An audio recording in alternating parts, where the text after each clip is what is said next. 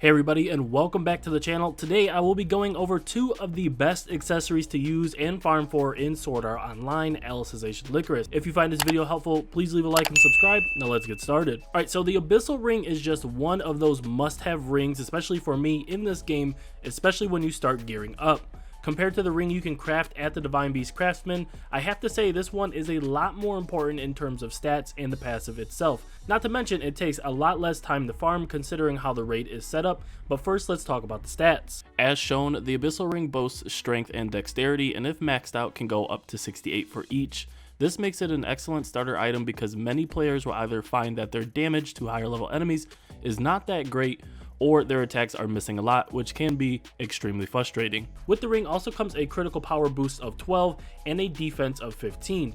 While these all seem great, the very important thing I want to point out is the passive At Will's End, which gives you a 200% risk points bonus. Now, if some of you watching don't already know, risk is a multiplier for the amount of damage that you do to an enemy. The higher the risk, the higher the damage multiplier. Depending on the build and the right setup, such as using the rule by the strong passive skill, you can immediately get your risk to 6.0, which I believe is the max, and start outputting very high damage immediately when starting a battle. Alright, so for those of you thinking like, hey, the Abyssal Ring seems really sexy, you can actually find this in the Eastern raid in the chest after defeating the spider boss.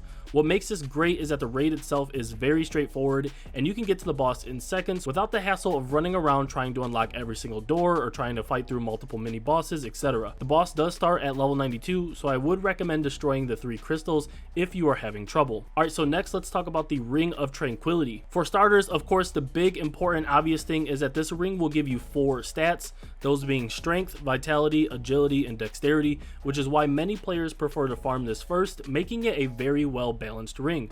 The stat numbers themselves can go as high as 50 while also giving a 28-point increase to your Sacred Arch damage. Unfortunately, I have not seen a Ring of Tranquility with a passive skill, so it does lack that. However, its active skill will give you an SP buff and increases all of your stats by 10%. Again, making it a ring that really just buffs all of your character stats in general. While many may argue that this is the best ring in the game itself, it really depends on your build and what you're going for, especially because some of you DPS nuts that are out there probably want to maximize your damage as much as possible and don't really care about agility or vitality. Now, the Ring of Tranquility can be farmed in the Western raid after defeating the final boss, making it a lot longer than the Abyssal Ring to farm, but definitely a good one for starters. Alright everybody, so those are the Abyssal Ring and Ring of Tranquility accessories that can be found in Sword Art Online, Alicization Lycoris.